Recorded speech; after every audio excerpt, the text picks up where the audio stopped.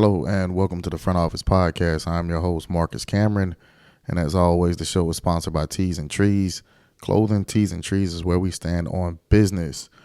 Good to see everybody out there. I don't physically see you, but y'all know what I mean. Hope everybody's doing well. By the time you view this video, it will be Monday. Don't ask me to give the date, but it'll be Monday. Sunday afternoon, kind of slow for sports except for NBA right now. Not a lot going on, so it probably won't be a super long episode. Just a few things I kind of wanted to touch on. Number one, this just happened.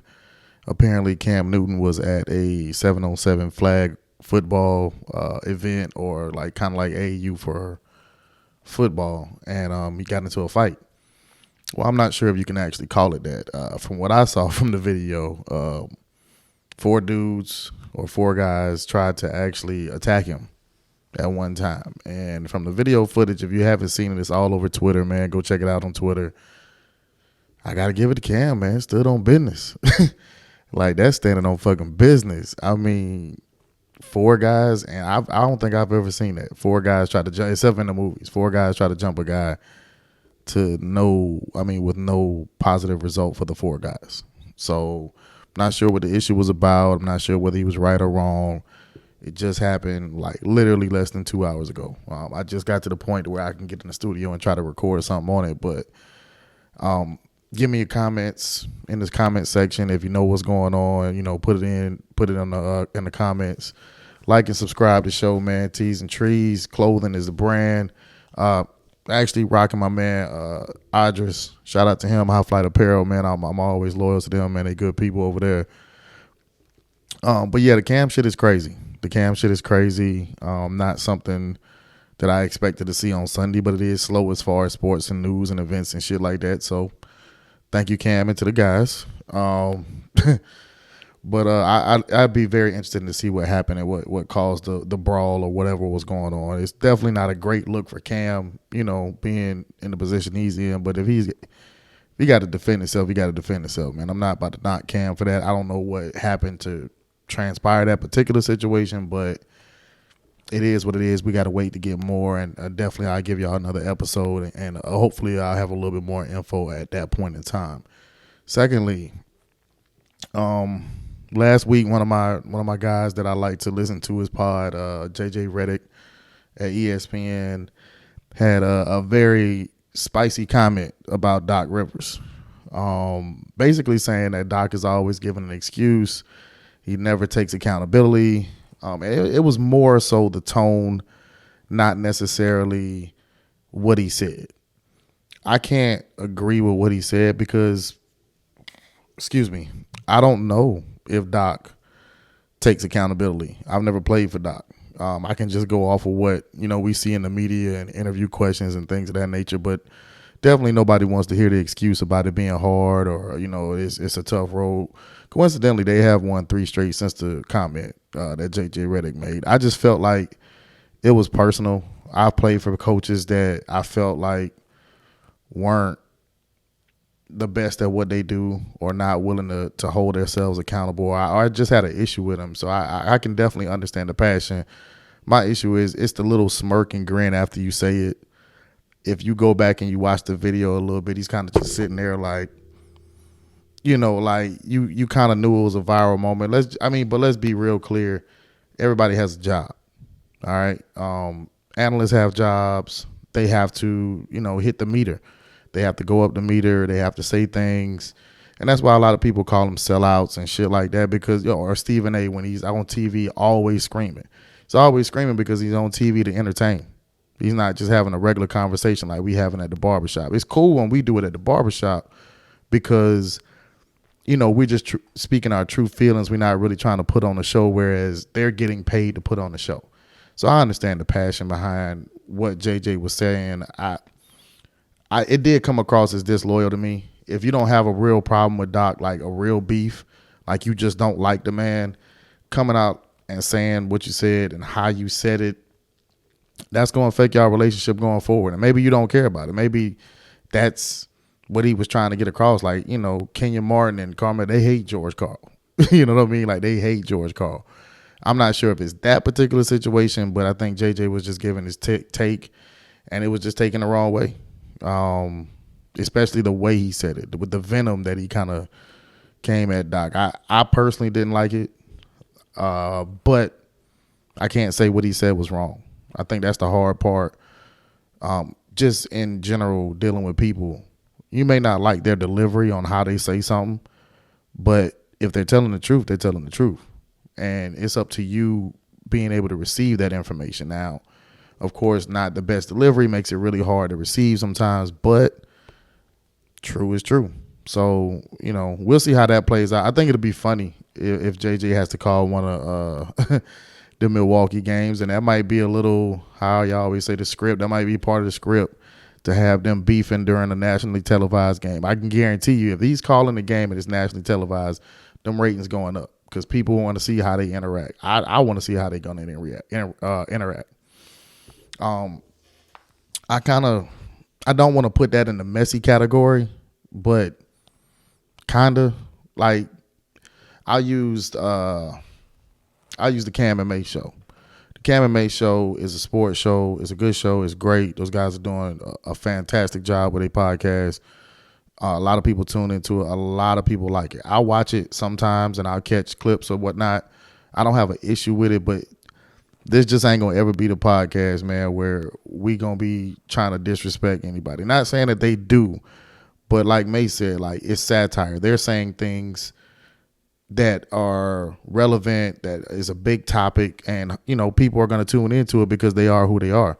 Whereas on this show, man, we really going to just keep it with the basketball and football. We're going to keep it to the facts, what happened on the field, on the court.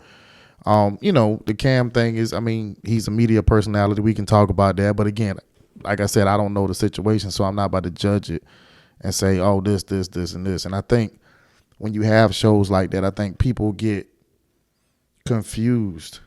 I say this all the time to my partner, man. Shout out to Mike Jones. I just don't ever want to be messy. Like, I'm not going to sit here and talk down on somebody and then go be in their face 10 minutes later. You know what I mean? Like, or whenever I see them somewhere, it's like, oh, I didn't mean it like that. Well, why you got all that energy with it? So, that's just me personally. That's just me personally. I'm moving like that in life. I got a bunch of friends from high school I'm still cool with, no issues with them. But the ones that are messy, yeah, I distance myself. I don't want your messy ass around me. Like, get the fuck from around me, because you're not really trying to better anybody.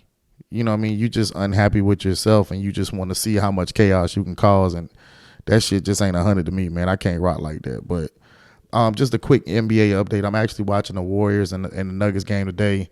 I did watch Phoenix and the Lakers. Man, the Phoenix and Lakers game was actually a pretty good game. But watching the Lakers play is like watching a horror movie. And I mean that. I don't mean that in a negative way. It's like Anthony Davis and LeBron James or Freddie Krueger and Jason. Like, they going to kill them a few motherfuckers. They definitely going to, scare the shit out of a few people. They going to go through and be a problem. But in the end, somebody's going to get them. And that's just the way they work.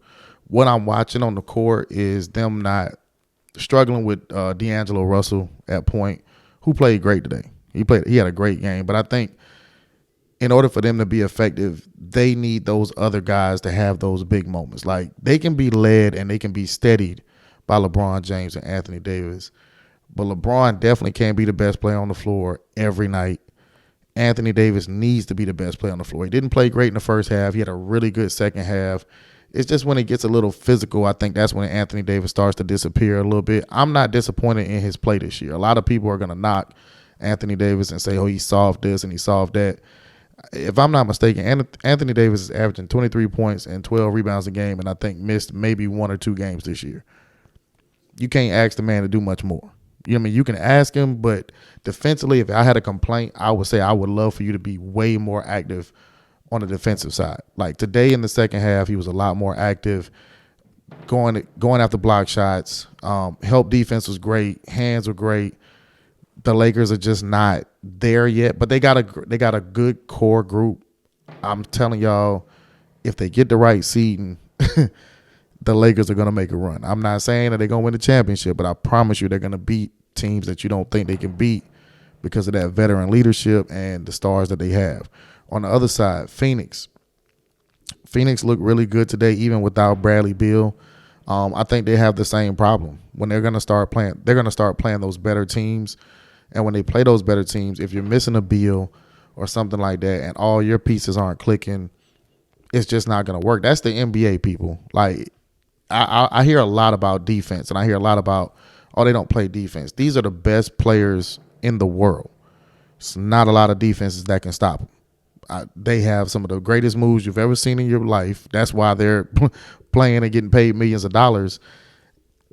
You're not going to be able to stop them. You want to make it hard for them. You want it to be more of a situation where they have to work for every bucket, and even that's hard. Like watching Devin Booker operate in the mid-range game is crazy. His mid-range game is crazy. But again, it's being able to expose matchups. You're not going to be able to stop them. It's just a make-or-miss league. The NBA is a make-or-miss league. If the Lakers shooters who got good open looks today, I should say they played at 3:30, great open looks. Taurean Prince had about 4 of them. Ain't no knock to him. He plays hard on defense. He does what he's supposed to do. He does what he's getting paid to do, but he just didn't have a great shooting night. So he had 4 great looks. I think they lost by like 13 to 14. You make 3 of them, it's a 2-possession game. And this is not saying that it's his fault. I'm just using it as an example to say that's how hard it is to actually, keep up, or, when your team is not that great, you really depend on those role players. You're going to get the numbers from Braun. You're going to get the numbers from Davis, just like on the side with Phoenix. You're going to get the numbers from KD, and you're going to get the numbers from Booker. It's can the other guys step up? They are in the same boat as the Lakers. I just think they're a little bit better off because once Beal gets back, if they're healthy, I still think not having a point guard doesn't push them over the top. I can't see them just running through the West, but I do see them being competitive. I don't think anybody in the 7-game series right now in the West is going to beat Denver. That's OKC included. That's Minnesota. If Denver is healthy, I haven't seen a team that has the product. I'm watching Golden State give them a good fight tonight, but you're not going to be able to do nothing with that 1-2 punch. That 1-2 punch of Murray and Jokic, and you got Aaron Gordon, Michael Porter Jr. I mean, they can just plug and play. They have a great system. They play a great brand of basketball. It's the same thing with the Boston Celtics on the East. Unless I see a team just turn it on, nobody in the East is going to beat them. I think we're probably going to see a Denver-Boston final, but we'll see how injuries and all that plays out, man. But like I said, man, it was going to be a quick episode. I'm going to get out of here. I definitely missed What the Fuck Wednesdays last Wednesday. I will be back for sure this Wednesday, and we will drop another episode on Friday. As always, man, thank you to all the subscribers. If you're new to the channel, man, make sure you click the like and subscribe button. Share if you want to. Comment. We never scared of any type of smoke. I am your host, Marcus Cameron, Front Office Podcast. Peace.